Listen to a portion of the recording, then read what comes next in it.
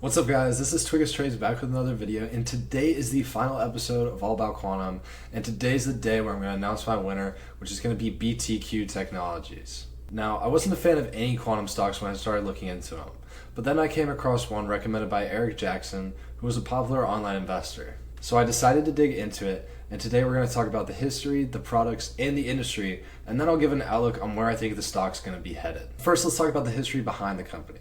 Well, unlike some of the others, this company's history was actually really hard to find and it was pretty vague. But we can assume they started up in the early 2020s, tasked with solving the future problem of digital security in a quantum world.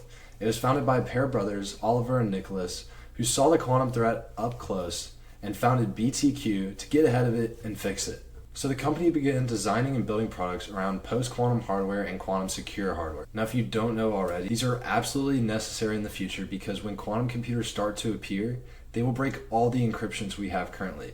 And this will expose things like government communications, VPN traffic, financial transactions, personal data, cloud storage, and cryptocurrency.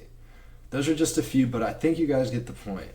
If you want to have your data and stuff protected, you're going to need a piece of some kind of this technology. They have established relationships with academic and research partners such as Macquarie University to advance algorithm design and security research. In 2024, they launched R&D programs for cryptographic acceleration hardware and blockchain security. This included acquiring computing in-memory intellectual property from Syntec Technology, which formed the foundation for its cache architecture. We'll go into more detail later when we start to talk about their products. In 2025, they announced the development of that architecture for post-quantum secure chips. They also announced a quantum secure custody treasury project with qubits technology to protect Bitcoin and Ethereum assets from quantum threats, as well as launching a $15 million joint chip development agreement with ICTK Holdings in Korea to co-produce quantum secure semiconductors. Most recently, they raised $40 million in a July equity raise and listed on the NASDAQ in September. So unlike most other companies we talked about, this one is preparing for a post-quantum world, while the other ones are trying to make that quantum world a reality. So this gives them a little bit less competition and a little bit of a head start as they look to launch commercially by 2028. Now let's talk about management. First, we're going to highlight co-founder Oliver Russi-Nunn, who is the chairman and CEO of the company. He has a background in finance and ventures and actually has two NASDAQ-listed companies, Hive Technologies and DeFi Technologies. So a pretty good background for a founder. His brother Nicholas Russi-Nunn was a co-founder as well, and he's also the current CEO of the company. His background also includes investment and venture roles just like his brother. The last member of management I want to highlight is Dr. Gavin Brennan, the Chief Quantum Officer. He was hired in March 2025, tasked with accelerating the company's technological roadmap in quantum. His experience includes quantum information science, and he's also published multiple research papers related to quantum secure blockchains. This management team is a little bit different than some of the other ones we've seen so far. They don't have as many government connections. They're also a bit on the younger side, and the co-founders have plenty of experience in ventures and finance, meaning maximizing shareholder value is probably at the top of their list. Alright, so what products and services are they looking to provide in this post-quantum world? Well, first they have their software and their blockchain security. This includes quantum secure stablecoin network, which basically ensures payments will be quantum safe. This is key because quantum computers have the ability to break the encryptions that currently keep those assets and payments safe. They also offer a quantum proof of work simulator that basically shows how quantum algorithms can mine coins faster and more efficiently than current methods. They do get some revenue from this as a simulator, which is sold to universities, labs, and blockchain developers currently, but this is a fraction of the true potential this business has. BTQ also works in digital asset security and key infrastructure, which will solve protection issues for banks, exchanges, large funds, and sovereign wealth institutions.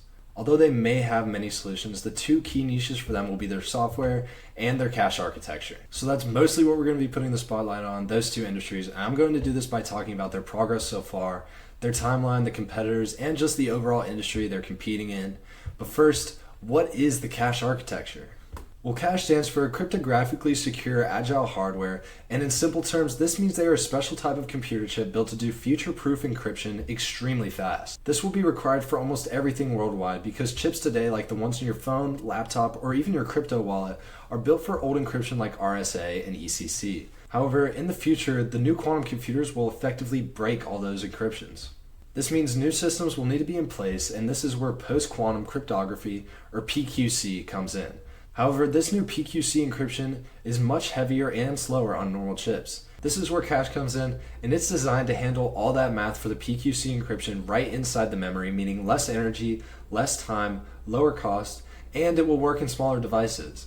There are a few select encryptions which the National Institute of Standards and Technology standardized last year, and this chip supports all of them. This will also be able to replace a lot of the tiny chips in a lot of everyday items we don't think about, like passports, credit cards, SIM cards, key fobs, and pretty much everything with a tiny chip in it. Alright, that pretty much sums up what it's able to do, but now let's check out the timeline. In 2024 to early 2025, they began to build the foundation by acquiring the computing and memory technology from Symtec and beginning the internal development of the PQC technology. In mid-2025, they finally revealed the architecture and demonstrated the benefits we talked about earlier, such as significant energy reduction. They received $40 million in Canadian dollars in July, with 22 going directly to commercializing the cache architecture.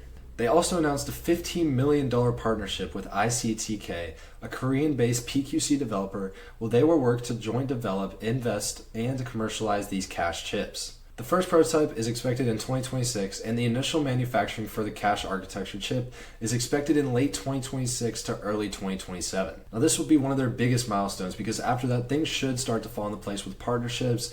They should also be starting to test prototypes and ensure they're ready for use. That means late 2028 will be the first commercial release for these chips, and in theory, they should enter mass adoption if things go well. Now let's discuss the software stack.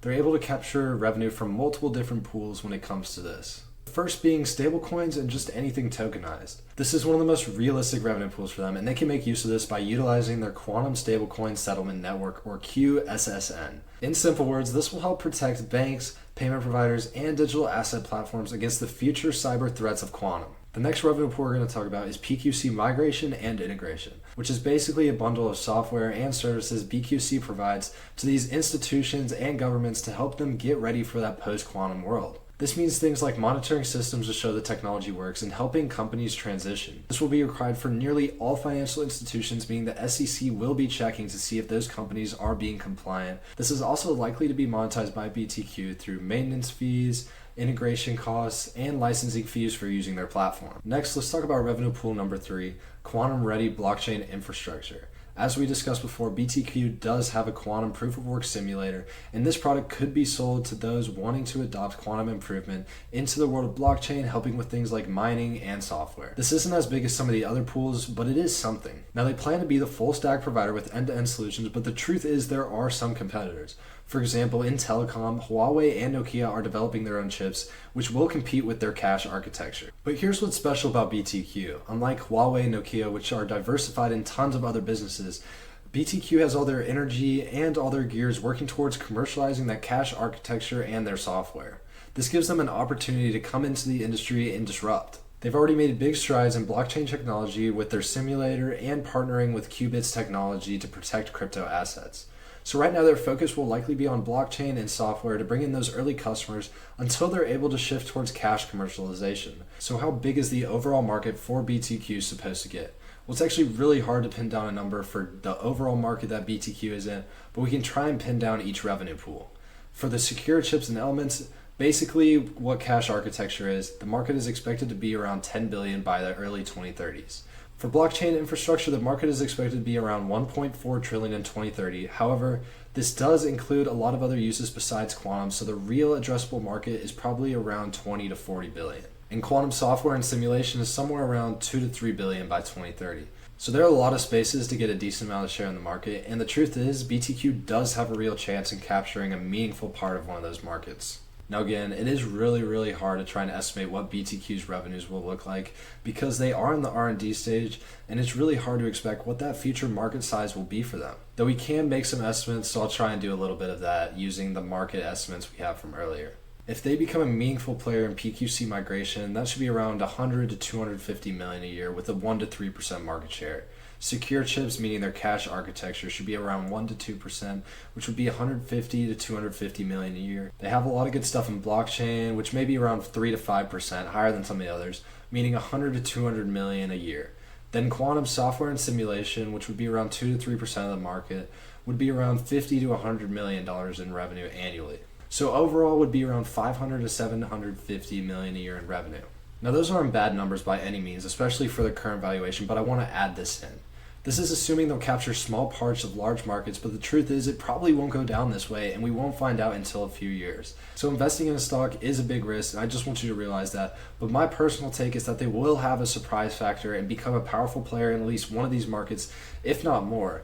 And they'll be a leader in quantum migration and generate maybe a couple $1 billion a year. That's just my personal guess. Now, of course, they will have some competition, but all these other companies are focused on other categories as well, which I think gives time for BTQ to get in there and disrupt one or two of those markets like I was talking about earlier. Now, the popular investor, I got this from Eric Jackson, gave targets where it seems like they would be the major player in two huge categories, which I think would be a bit ambitious. This would kind of assume they dominate the whole market, and then he just slapped a price target of $210 on it, where right now it's trading around 5.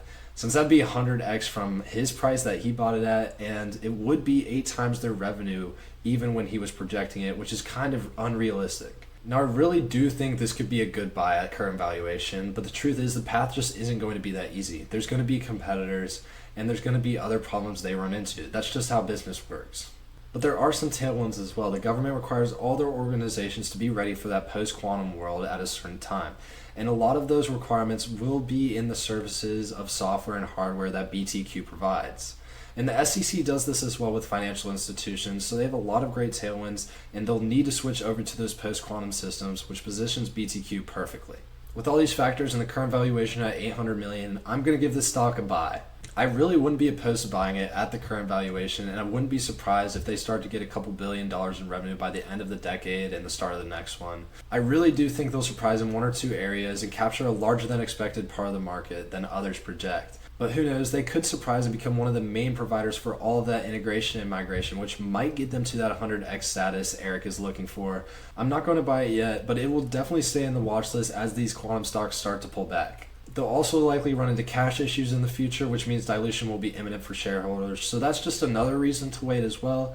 But honestly, an investment like this, where it's this long term, you should just go for it and not try and time it if you're looking to invest in a company like this. As these quantum stocks start to pull back from hype, deals start to appear, and I have a good feeling this is one of them. So that's going to be my winner for quantum if I had to buy a quantum stock today. Again, it is really risky. They are in the R&D stage, so just keep that in mind. But if I had to choose one, this would be it. With the current valuation, with the factors they have going for them, I really think they're going to emerge in an industry or two and surprise and really disrupt. But be aware, once you buy it, you will have to be extremely patient.